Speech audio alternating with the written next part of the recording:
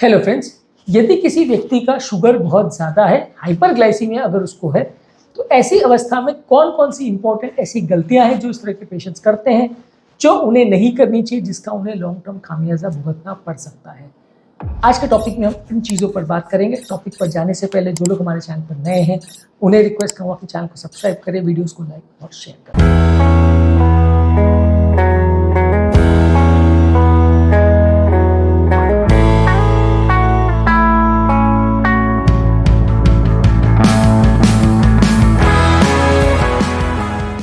सबसे पहला मिस्टेक ये है कि ट्रीटमेंट स्टार्ट करने में बहुत देर लगाते हैं। जब कभी पहली बार उनकी शुगर वैल्यू 140, 150 या कुछ भी ज़्यादा आता है, लोग ट्रीटमेंट स्टार्ट नहीं करना चाहते। उनको लगता है यार अभी ये काढ़ा पी लिया, वो जूस पी लिया, ये लहसुन खा लिया, ये अदरक खा लिया, और कई बार लोग ट्रीटमेंट को डिले करते हैं लंबे समय तक। इनफैक्ट कई बार कई वर्षों तक लोग दवा नहीं लेते हैं, काम चलाने का प्रयास करते हैं। और इसमें सबसे बड़ा ब्लंडर जो लोग करते हैं वो ये है कि इसको चेक ही नहीं करते हैं कि कंट्रोल हुआ भी कि नहीं। अब मान लीजिए आपने कोई लाइफस्टाइल मॉडिफिकेशन किया, कोई पर्टिकुलर काढ़ा या कोई सब्जी या कोई ऐसी चीज़ आपने ली जिससे आपने ये मान लिया कि मेरा शुगर लेवल कंट्रोल हो रहा है, तो आपको रेगुलरली उसको चेक करना पड़ेगा और बार बार चेक करना पड़ेगा ये देखने के लिए कि कंट्रोल हो भी रहा है कि नहीं हो रहा है। अब अगर आपने मान लिया कि कंट्रोल हो रहा है लेकिन एक्चुअल में कंट्रोल नहीं हो रहा था, तो फिर आपको लॉन्ग टर्म प्रॉब्लम्स आएगी, क्योंकि अगली बार जब आप शुगर वैल्यूज़ को चेक करोगे तो वो वैल्यूज़ 250-300 ज़्यादा भी निकल सकती है। और इतनी देर में जो लंबे समय तक आपका शुगर ज़्यादा रहा, आपको उसकी वजह से प्रॉब्लम या कॉम्प्लिकेशन आ सकती है। कभी कभार एक चीज़ ये भी होता है कि पेशेंट चेक कर आता है 2-4 महीने के बाद, और जब चेक करने वाला होता है तब उससे पहले वो जानबूझ के अपनी डाइट को चेंज कर देता है। हमने इस इंपॉर्टेंट इशू को भी एक वीडियो में डिस्कस किया है कि लोग जानबूझ के अपनी डाइट को, अपनी ईटिंग हैबिट्स को टेस्ट करने से 1-2 दिन पहले चेंज कर लेते हैं, क्योंकि उनको ऐसा लगता है कि ज़्यादा मीठा नहीं खाना चाहिए, कल टेस्ट करना है, ज़्यादा ये नहीं खाना चाहिए, कल टेस्ट करना है, ज़्यादा तेल वाला नहीं खाना चाहिए क्योंकि कल टेस्ट करना है, या बहुत ज़्यादा ही नहीं खाना चाहिए क्योंकि कल टेस्ट करना है। तो इस तरह की चीज़ों की वजह से वो अपना रूटीन हैबिट पैटर्न जो है उसको चेंज कर देते हैं, जिसकी वजह से जब एक्चुअल में शुगर वैल्यूज चेक होती है तो उनकी शुगर वैल्यू नॉर्मल आती है या ठीक ठाक आती है। उनको लगता है मेरा तो डाइट से अच्छा चल रहा है, जबकि एक्चुअल रियलिटी ये है कि जो उनका रूटीन डाइट जो वो ले रहे हैं उसमें उनका शुगर वैल्यू ज़्यादा ही चलता है और लंबे समय तक ज़्यादा चलता रहता है। तो यदि कोई अपना शुगर का ट्रीटमेंट चालू नहीं करता, लंबे समय तक उसे डिले करता है, तो ये सबसे बड़ा और इम्पोर्टेंट ब्लंडर है जो लोग करते हैं। इसके अलावा लोग कई बार इनएडिक्वेट ट्रीटमेंट करते हैं कि कुछ ट्रीटमेंट चालू तो कर दिया, एक आध टैबलेट ले ली, भाई लिए डॉक्टर ने 2 या 3 टैबलेट्स लिखी या इंसुलिन और टैबलेट्स लिखी, लेकिन वो जितना उनको सूट करेगा उतना ले लेंगे। अब मान लीजिए मेटफॉर्मिन की गोली बड़ी है, उसको निगलने में दिक्कत आती है, तो वो नहीं लेंगे, दूसरी गोली ले लेंगे जो छोटी साइज़ की हो, जो सस्ती हो, जो सूट करती हो, जिसमें साइड इफेक्ट नहीं होता, वो 4 में से 2 दवा ले लेंगे, बाकी बंद कर देंगे। अब यदि आपने 4 में से 2 दवा ली और आपका शुगर 300-400 चल रहा है, उससे वो कम होकर 250 या 300 भी आ गया, तो थोड़ा फ़ायदा होगा लेकिन बहुत नहीं होगा, क्योंकि नॉर्मल जो शुगर वैल्यूज़ आपको अचीव करनी है वो नहीं हो पाएगी। तो कई बार लोग सब ऑप्टिमल ट्रीटमेंट करते हैं और फिर भी चेक नहीं कराते। अब मान लीजिए अगर कोई पेशेंट इस तरह की चीज़ कर रहा है कि 4 में से 2 दवा ले रहा है, तो उसका फ़र्ज़ ये है कि 10 दिन के बाद या 15 दिन में फिर से चेक करे कि मैंने 4 के बदले 2 दवा ली तो मेरा शुगर कंट्रोल हुआ कि नहीं हुआ। अगर नहीं हुआ तो वापस डॉक्टर के साथ मिलेगी, सर ये 2 दवा मेरे को सूट नहीं कर रही, मैंने ये 2 दवा ली लेकिन मेरा शुगर कंट्रोल नहीं हो रहा, अब मैं क्या करूँ? तो वैसे में डॉक्टर आपको सोल्यूशन देगा कि भाई इसमें ऐसा कर सकते हैं, इंसुलिन ले सकते हैं, ये टैबलेट ले सकते हैं या कुछ और कर सकते हैं। पर यदि आपने चेक ही नहीं किया, यदि आपने डॉक्टर को ही नहीं बताया, तो फिर प्रॉब्लम होती चली जाती है और फिर लंबे समय तक शुगर वैल्यू ज़्यादा आती रहती है। इसका अगला मिस्टेक जो लोग करते हैं वो ये है कि इंसुलिन लेते तो ज़रूर हैं लेकिन कम डोज लेते हैं या लेते ही नहीं है। मान लीजिए जब डॉक्टर उनको प्रिस्क्राइब करते हैं कि आपको टैबलेट से कंट्रोल नहीं हो रहा, इंसुलिन लेना पड़ेगा, तो क्योंकि इंसुलिन में हर बार इंजेक्शन लगाना पड़ता है, तो कई लोग तो इंसुलिन लेते ही नहीं है, टैबलेट्स पे चलाते रहते हैं। इनफैक्ट जिद लेके बैठ जाते हैं कि सब टैबलेट्स पे चलाओ, इंसुलिन तो नहीं लेना, भले उनका शुगर 300-400 भी चलता रहे, इंसुलिन नहीं लेते। या तो फिर ये करते हैं कि अगर डॉक्टर ने 3 बार इंसुलिन लिखा तो 1 बार लगा लिया, 1 बार में ज़्यादा डोज लगा लिया। तो ये चेंजेस को लोग समझ नहीं पाते कि ये इंसुलिन का जो एक्शन है वो ऐसा नहीं होता कि आपने 24 घंटे का 1 डोज ले लिया तो उस हिसाब से असर करेगा। उसका भी काम करने का पीक इफेक्ट और लोअर इफेक्ट होता है, यानी क्रेस्ट और ट्रफ फिनोमेना होता है। आप जो लोगे उसको 1-2 घंटे में सबसे ज़्यादा असर करेगा, उसके बाद उसका असर चला जाएगा। अब मान लीजिए आपको दिन भर में डॉक्टर ने बोला कि 10-10-10 यूनिट 3 बार लेना है, आप एक बार अगर 30 यूनिट ले लोगे तो उस समय आपको हाइपोग्लाइसीमिया हो जाएगा और बाकी पूरे दिन भर हाइपरग्लाइसीमिया रहेगा, यानी शुगर ज़्यादा रहेगा। इस तरह के डोज एडजस्टमेंट जब लोग इंसुलिन मगर में करने की कोशिश करते हैं तो कई बार बुरी तरह से फंस जाते हैं और ये मिस्टेक्स कई बार जानलेवा भी साबित हो सकती हैं। इसके अलावा कई बार लोग हाइड्रेशन को इग्नोर करते हैं। हाइपरग्लाइसीमिया वाले पेशेंट्स को बॉडी में बहुत ज़्यादा शुगर और उसके रिलेटेड टॉक्सिन्स इकट्ठे ना हो जाए, फ्लश आउट होते रहें, इसके लिए ज़रूरी है कि वो ज़्यादा मात्रा में पानी पिए। कम पानी पीने से बॉडी की clotting tendency, blood pressure fluctuations और शुगर रिलेटेड कॉम्प्लिकेशंस होने का चांस बढ़ जाता है, इसलिए रिकमेंड किया जाता है कि लोग ज़्यादा पानी पिएं। इसके अलावा कई बार लोग सिम्टम्स को जज नहीं करते। ज़्यादा शुगर होने से कई बार आपको चक्कर होना, कमज़ोरी होना, पसीना आना या भूख ज़्यादा लगना, प्यास ज़्यादा लगना, पेशाब ज़्यादा होना, रात को पेशाब ज़्यादा होना, इस तरह के सिम्टम्स होते हैं।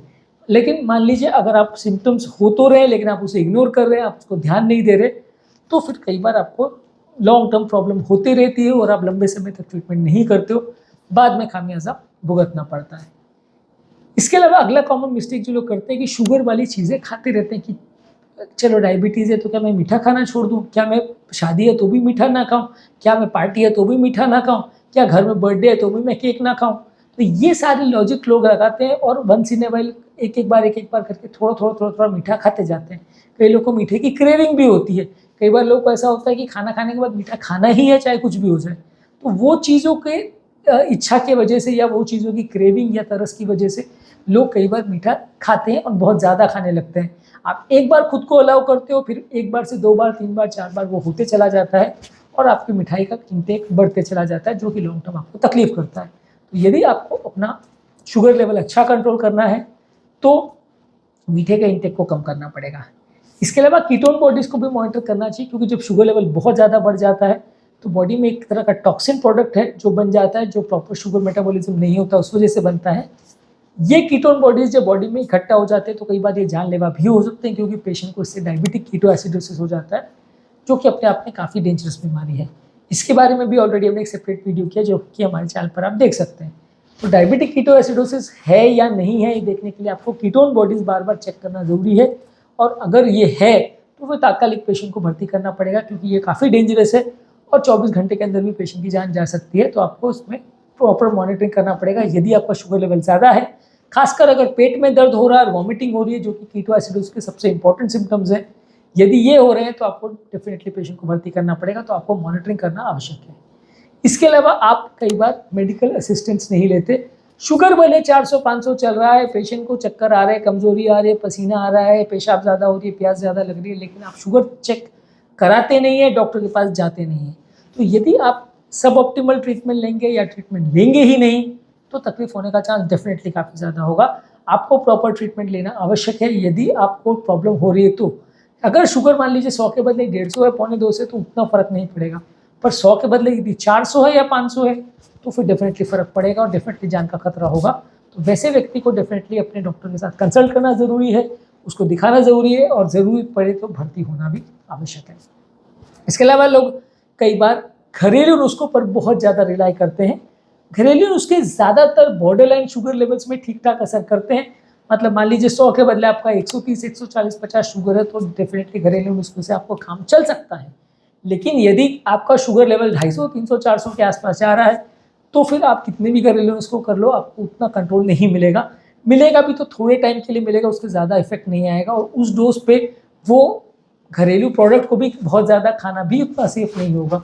तो कई बार लोग इस पर ओवर रिलाई करने की कोशिश करते हैं, बहुत ज़्यादा मात्रा में इन चीज़ों को लेने की कोशिश करते हैं, जिससे कि उनको प्रॉब्लम होती है और जिससे उनको लॉन्ग टर्म इश्यूज़ होते हैं। तो यदि आप घरेलू नुस्खा ले रहे हो तो चेक करिए रेगुलर शुगर आपका मेंटेन हो रहा है कि नहीं, और बहुत ज़्यादा मात्रा में मत लीजिए। और अगर ले रहे हैं तो उसके बाद डेफिनेटली मॉनिटरिंग की आवश्यकता है, क्योंकि बहुत लो लेवल का शुगर ही उससे कंट्रोल होगा। हाई लेवल के शुगर वाले पेशेंट्स को उस पर रिलाई नहीं करना चाहिए। हाँ, दवाइयों के साथ आप उसको थोड़ा बहुत ले सकते हो। मान लीजिए आपको ऑलरेडी शुगर की दवा चल रही है, साथ में थोड़ा बहुत उसको ट्राई कर सकते हो, देखने के लिए कितना इफेक्ट हो सकता है, और उसके यूज़ करने के साथ आपके दवाओं के डोजेज को आप शायद थोड़ा बहुत कम कर सकते हो। लेकिन उस पर सिर्फ भरोसा करें और बाकी कुछ ना लें तो ये गलती हो जाती है, जिसकी वजह से लोगों को बाद में दिक्कत आती है। इसके अलावा आपके डॉक्टर या हेल्थ केयर प्रोवाइडर ने आपको क्या इंस्ट्रक्शंस दिए उसको लोग कई बार इग्नोर करते हैं। डॉक्टर ने बोला होता है कि ये खाना, ये पीना, इस ग्लाइसेमिक इंडेक्स का ध्यान रखना, शुगर को ऐसे ध्यान रखना, ये सारी चीज़ें करनी। वो चीज़ों पर आप फोकस नहीं करते, वो चीज़ों को आप एक कान से सुनते हो दूसरे कान से निकाल देते हो और फिर बाद में आपको प्रॉब्लम्स होती है। जब तकलीफ आती है, जब एक सिस्टम फेल होना चालू होता है, तब आपको याद आता है कि अरे डॉक्टर ने ऐसा बोला था, पर लेकिन तब तक कई बार बहुत देर हो चुकी होती है। तो यदि आपको ये सारी चीज़ें करनी है या कोई भी मिस्टेक करनी है, तो प्रॉपर आपको प्लान आउट कर सब चीज़ों को करना चाहिए।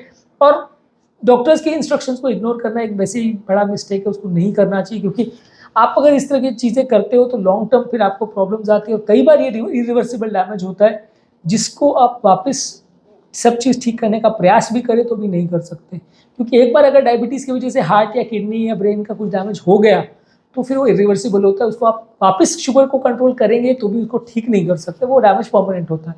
तो आपको पहले से ध्यान रखना आवश्यक है यदि आपको इस तरह का प्रॉब्लम हो रहा है तो। इसके अलावा अगला कॉमन मिस्टेक लोग करते हैं, स्ट्रेस मैनेजमेंट नहीं करते।